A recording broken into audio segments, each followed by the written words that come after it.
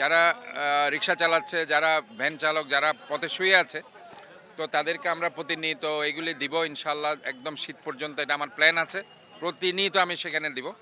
এবং আমার আজকে যেটা এখন যে কর্মসূচি, আমার যে রাতে যারা কষ্ট করে ময়লা ক্লিন করছে, শহরটাকে সুন্দর রাখছে, আমার সিটি কর্পোরেশনের যারা কর্মচারীরা আছে, সেবকরা যারা আছে, তাদেরকে আমরা এই আওতায় আনছি। আমরা মনে করি ইজ ভেরি ইম্পর্ট্যান্ট।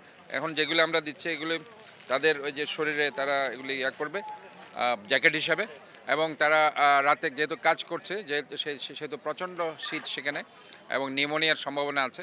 সোফার এগুলোও তারা যদি পড়ে তাহলে এগুলো থেকে কিছু প্রোটেকশন তারা পাবে। তো আমরা মনে করি এই কর্মসূচিগুলো আমাদের চলতে থাকবে।